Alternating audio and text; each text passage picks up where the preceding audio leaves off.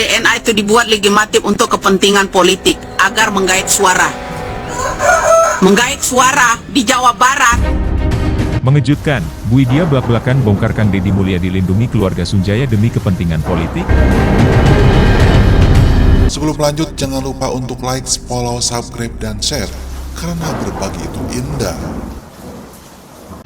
Ambil alih kasus ini biar nggak jelimet buat orang pansos di atas kasus ini. Halo, selamat datang di channel Suara Hati Sang Istri. Reaction kali ini yang masih hangat-hangatnya yaitu Ibu Widya meragukan hasil tes DNA dari Peggy Setiawan Cianjur bahwa apakah benar itu anak Pak Cecep ya, bisa percaya bisa tidak. Lalu kelahiran ibunya itu tergolong yang sangat jauh ya, 1960 gitu di hasil tes DNA-nya. Siapakah wanita itu, ibunya yang mana, itu juga belum pasti ya.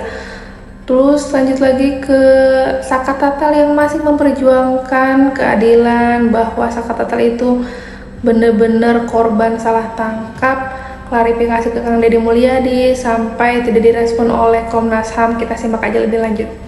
Katanya di situ 1960. Artinya itu yang Elis yang sekarang jadi ibunya Peggy Setiawan Cianjur gitu? Iya. Elis ini sekarang ini kalau memang dia ini dulu punya anak Peggy Setiawan, kenapa 2018 lalu Peggy Setiawan itu enggak bergandengan dengan Ibu Elis? Kenapa bergandengan dengan keluarga yang lagi hajatan? Ya. Oke. Nah, kemudian kalau sekolah dulu pernah beredar apa screenshot dari status Facebook Peggy Setiawan ya yang speed apa tuh ya itu ada yang tulisannya lulus SMK N1 Mundu Cirebon itu konfirmasi enggak hal itu bener apa enggak? Iya, ya kita ada kan melihat dari angka nomor ijazah ya. Nomor ijazah itu tidak terdeteksi dari Kesatuan Cianjur ya. Pendidikan Cianjur. Dari nama orang tua sampai ijazahnya itu kan nggak ada. Deteksi ya, sampai dibantu Kang Deddy Mulyadi untuk sidik 3 jari Peggy Setiawan hingga sampai mendapatkan ijazahnya dibayarkan oleh Kang Deddy Mulyadi. Beri tanggapannya di komentar. Lanjut lagi reaction dari pengacara yang berani mengungkap Peggy Peron itu mungkin disembunyikan atau dilindungi katanya karena solidaritas dari komunitas motor itu sangat kuat. Seperti apa komentarnya, kita simak. Jadi begini, saya mendapatkan pagi-pagi telepon dari salah seorang, nggak usah sebutin ya, anggota Intel atau apa, yang jelas saya kan mantan anggota juga. Nah, jadi ada telepon mengatakan, Bang, sebenarnya Bang, si Peggy yang ditangkap itu, menurut informasi, bukanlah Peggy Peron. Peggy Peron itu memang ada Bang, tetapi di geng motor. Saya bilang, tolong kamu dalami lagi. Tolong dalami, tapi gini Bang, orangnya mereka ini persatuannya mereka kuat Bang. Kuat, tetapi yang jelas itu Peggy Peron itu memang ada. Menurut pengakuan dari orang menelpon saya. Bukan di mana nggak Pak orangnya? Ya ada di seputaran Cirebon itulah. Makanya saya bilang agar aparat ini mencari informasi yang sebenarnya. Kita kan banyak intelijen kita, banyak. Bahkan saya pun sebenarnya kita siap, kita cari lah, bisa kita sama-sama. Jangan sampai saya bilang, jangan sampai orang yang tidak bersalah dihukum. Kasihan berulang kali saya bilang. Dan saya pun tidak ikhlas, kan saya sampaikan, saya tidak ikhlas yang ngebunuh itu berkeliaran, tidak ikhlas. Saya siap membantu juga kok dengan cara jaringan saya kan mungkin saya nggak mengatakan dari Intel atau dari mana, maka saya bilang karena background saya tentara ya mungkin saya adalah teman-teman dari Intel dari mana, kita cari informasi sebenarnya. Kalau Peggy Peron itu masih berkeliaran, lalu siapa yang ditangkap oleh Polda Jabar yang dengarnya Peggy Peron itu sudah ditangkap ya, tapi tidak ada klarifikasi ke publik dan masih penasaran dari ciri-ciri fisik Peggy Peron yang sebenarnya gitu kan. Jadi ini benar-benar sebegitu takut apabila Peggy Peron ini masih berkeliaran, apa benar ditangkap atau masih di luar sana ya, masih bebas gitu kan. Benar-benar janggal kasus Vina Cirebon ini. siapa sebenarnya Peggy Peron itu ya. Kita penasaran nunggu ada wujud asli fisiknya, wajahnya ada di media gitu, Peggy Peron yang sebenarnya. Kalau ditangkap, benar apa ditangkap? Kalau masih berkeliaran, takut juga ya. Tolong beri komentar, beri tanggapan di komentarnya. Lanjut lagi ke video selanjutnya. Kenapa nggak hadir di Polda? Kapan, Bang? Nah, katanya waktu itu di Polda nggak datang karena nggak punya ongkos, bener nggak? Iya. Ada panggilan? Ada panggilan Kapan? kemarin.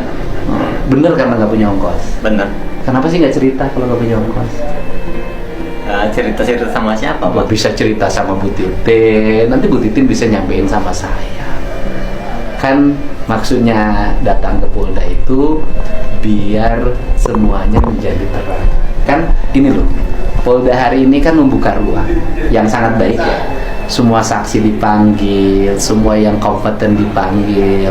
Ini kan jalan kita untuk membuktikan kebenaran yang sebenarnya, ya kan?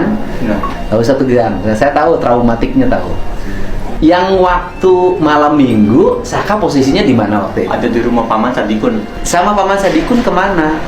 Ini dari sebelum maghrib sampai jam 10 lewat ada di rumah Paman Sadikun. Oke, Jam 11 kurang Saka pindah oke ke ke bengkel. oh, iya benar. Ke bengkel sama siapa? Sama Sadikun, Oke, bonceng. bonceng. Ke bengkel sempat nggak mau ke jembatan? Sempet tapi nggak jadi. Kenapa nggak jadi? Di situ ada polisi, dikira Saka tuh itu tuh razia. Saka di situ nggak pakai helm, Karena dikira razia, akhirnya puter balik, puter balik terus ke lewat dari Kepompongan. bener. Ke bengkelnya nyampe. Nyampe. Bengkel motor apa namanya? Itu di situ gubuk, Pak. Jadi gua pertanyaan itu cuma bengkel motor doang. Lokasinya ada dong bengkel itu. Ada Ada. Di mana bengkelnya sekarang? si pernah. Di Ciperna. Masih buka. Sekarang udah enggak. Oh, artinya dia masih ada orangnya. Orangnya masih ada. Sekarang kerja apa orangnya? Kalau itu saya nggak tahu. Nggak tahu. Saka sama Mas Sadikun. Motor satu lagi motor Saka. Irfan cuy, nggak satu motor, dua motor lebih. Jadi yang ke bengkel itu banyakan. Bersiapa aja? Ada Sadikun, ada Irwan, sama temen-temen Sadikunnya. Yang ini yang di penjara yang mana?